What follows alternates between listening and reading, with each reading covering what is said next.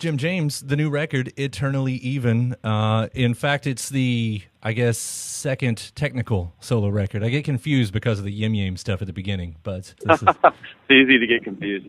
And it sounds great, man. I don't know. It's not exactly a dark record, but I feel it's a record for dark times. Yeah, I was hoping it would be a source of light or love or peace or, something. Like I wanted to be a part of the discussion, about what's going on right now in the world. And I don't know. I definitely don't have any answers. I'm definitely no expert, but I just wanted to, hopefully project some kind of good energy into the world around what's going on. Yeah. And I know a lot of that, was probably based on actual, events happening maybe even outside of specific politics, but, this was written obviously before we're having to deal with, the Trump presidency. Do these songs, do they take on any sort of different meaning or urgency with you now that they exist in a Trump presidency? Yeah, they definitely have. I feel like the world has changed. I really feel, I felt a great sadness, almost like a mourning since the election's been over.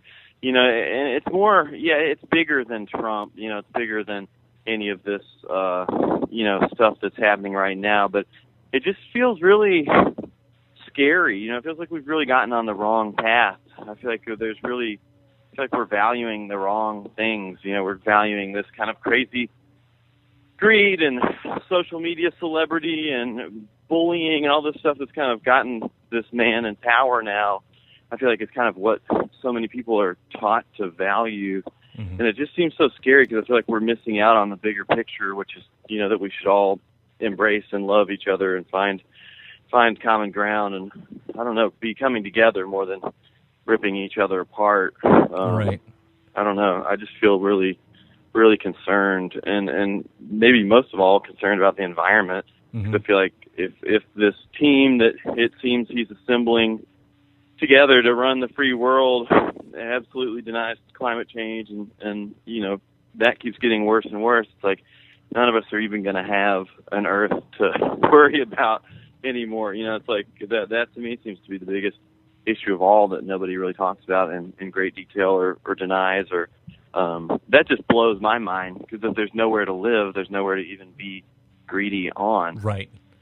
So that part really confuses me. Yeah. Me and Jen, my wife, and everything, we'd been talking afterwards about, okay, now is the time that you do take action. All these things that you were sort of passionate about, you actually go out and try to make a difference. And for me, that's been the trees project around here in Louisville because the tree canopy issue. And I thought, well, that's an easy place to start because similar to you, the environment was kind of foremost on my mind.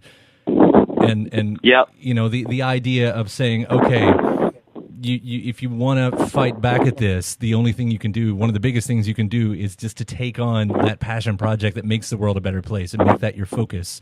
Exactly. That is so important. It really is so important for everybody to step up and get off the couch and put down their phone and, really get out and do something in the world and really try to do something in a way with an open heart. I feel like there's a lot of communication needs to happen, a lot of getting together with people that you might not normally agree with or, somebody at a fundraiser we did last week brought up this great idea of having dinners, community dinners with people, inviting people from all different walks of life to sit down together at a table and really see that we're really not that different, and the media tries to separate us and the candidates try to separate us and label us as conservative or liberal or, even divide us by the color of our skin or our religious preference or our sexual preference, all these things that are illusions that, I think most people would find once they sat down at a table with somebody that they really had way, way more in common than they did apart.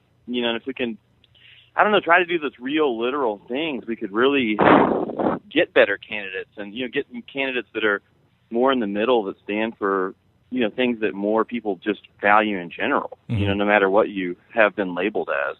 And for you, you do have a megaphone and a wide audience that, listens to you. You've always been a preacher of love and acceptance and peace. That's always out there. Have you felt yourself wanting to say more now that this is happening, or do more specifically? Yeah, I really feel all of that stuff. I feel like I've just had an awakening in the last year or so of, I don't know, even just talking about it from a climate change point of view or whatever. It's like, I feel like for so long, so many people have had pretty good lives. I definitely have.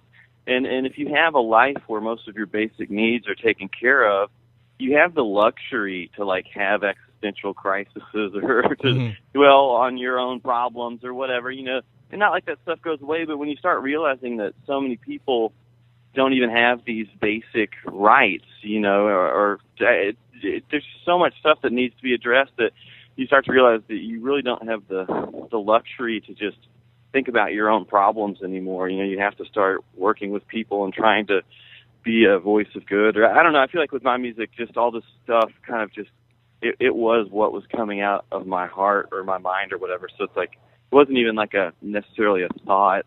It's just, I feel like I've shifted in some way. I feel like a different person over the course of this last year or so. Mm-hmm. And then you attended the Beastie Boys event at the park the other day, right? Yeah, that was a really beautiful event.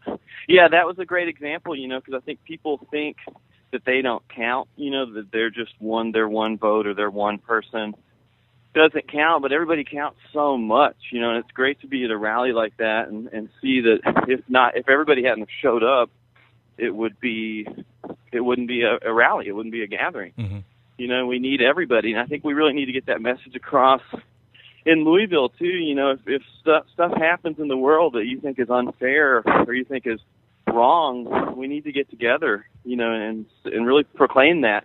So I think we're going to sadly see a lot more of this kind of stuff happening. Mm-hmm. And I think we really need to get together. And there's something so beautiful about getting together like that and connecting with people and, all the new friendships you can make and alliances you can build that, people just getting together to work for peace or equality or say that's not cool when somebody draws swastikas on a children's playground. Right. It's like just these things that are so clearly not cool. But if nobody shows up and nobody stands up, then that shit becomes normal, and that's when you start really getting into dangerous territory.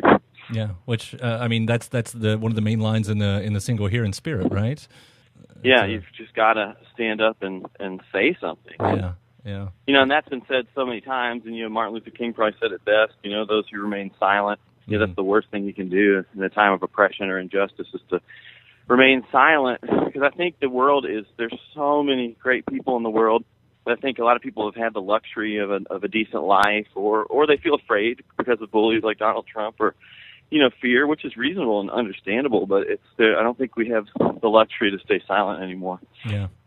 I believe you on that, and I'm feeling the same way. When I listen to these songs when they first came out versus one day afterward, it was amazing because even the line in "Same Old Lie" that if you don't vote, it's on you, not me, and then half the nation doesn't.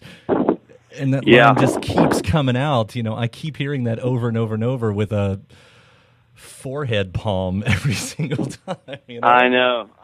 Just to be active in everything. Even if you didn't vote this time around, you can still be activated, and it's trying to inspire those people. So that's what I really appreciate that you're doing out there by saying that's things. What we got to do. We all got to be, it's all of us. Not just us as musicians or whatever, but it's like, even if that's the least that you do is just vote. It's right. Like, just, I don't know, but I feel like this is a time, hopefully, that's one of the good things that can come out of this terror and destruction that it seems like it's going to come from this new administration, is that hopefully it will wake people up and make people realize that this does affect your life. It does affect the earth. It affects everything. So you do need to become informed, or at least become informed on issues you care about and vote on those issues. And, we all got to do it differently. It's not like, and I know people have to work, people have kids, people have lives they have to lead too, but it's like, if you don't make time for this stuff to become educated and to vote, it's going to affect your kids and it's going to affect the earth. And it's like, I feel like it's just, I don't know, it's so important. Right. And, and you did a little speak thing with Dave Eggers not too long ago, which I feel like falls under all of this. It's about making that, public thing where, the conversation. Are you going to be doing any more of those in the future that you know of? Yeah, I would love to. That was so fun. Dave Eggers is just one of my favorite authors and a friend, and he's just such an inspiring example of using like his platform for good. He's done so much for like creative education and just so much great work that was primarily what the talk was about, which I feel like as many people know, I mean, I don't even have kids, but as many people know with kids, you know, the funding and music and the arts and stuff being cut back, and just creativity in general kind of being attacked, and trying to find ways to make that available for kids. I wish I would have had more, you know, cool musical or writing or things like that when I was a kid. I was going to ask about the future. I know we, you know, had the Magic Bullet song that really fit into all this, and it was very well timed and a great song, by the way. I know we loved playing it and everything. So you're only talking a little bit about it, but I guess you're going to start working on a new Jacket record in the spring as well? Yeah. I've already written a bunch of songs for that, and yeah, we're going to get together and start doing that in March or April. Do you know where the lyrics are kind of landing? Is it more of what's on your mind with all of this? You know, it's so weird. I wouldn't expect anything because I don't even know. Mm-hmm. It's weird. I've got like, I don't know, 15 or 16 songs already written that I thought, you know, was and still is the starting place or whatever for whatever the next record might be. But I really feel different now. You know, I really feel like everything has changed, and I'm not sure exactly what that means for me personally or musically. You know, I think a lot's going to happen over the next few months. The world is just in a crazy place right now, and I think no matter what side you're on or what, you know, you think you're labeled as or whatever, I think everybody would agree on that. So I think like we all need to focus on that like little piece of energy. Like where do we all agree? Like how can we make this not be the beginning of the end of the earth? You know, it's right. Like how do we figure this out? You know, and it's like I think the only way we're going to figure it out is talking to each other. Mm-hmm. And really, I think it's really going to be tough, but I think we all have to try to respond with love all the time. So I think there's going to be so much hate being cast, and it's so easy, especially with the internet, for people to get mad and cast their hate back and, you know, whatever, cast their anger out in terrible ways, no matter what side you're on. And I think it's like just this each other reminding each other constantly that like love is the only answer, and that's the only way we're going to get through this. Yeah. I love your optimism. I always do. I don't know that a lot of people think that the division can be closed, but it sounds like that you are optimistic that it can be. I think it can. I think if people I'm trying to really spread this idea a lot because I think it's a really great idea that of people getting together, like having like these community dinners, you know, where people are invited to some neutral place, you know, mm-hmm. somewhere, just it doesn't matter, and have a potluck or just to eat somewhere. Really, there's something about sitting down at a table with people, you know, coming in knowing that you're going to be disagreeing, but with an open mind to just listen, you know, just sit and listen to each other. And I really feel like that's kind of the key. Like if everybody could start doing that, I think we would really see there are these divisions, you know, between rural and urban areas or whatever, or conservative and liberal, or however you want to label it, or black and white or whatever, that are truly just illusions. That I think once you talk to somebody, you really see that they're a human and that they really, at the end of the day, everybody just wants to love and be loved and protect their families and have a good job and have a good life. You know, I feel like it really gets pretty simple when you rip everything away that divides us. That I think there is a way. You know, is it easy? No. You know, and I'm not like trying to be like falsely optimistic or whatever, but I really do believe there is a way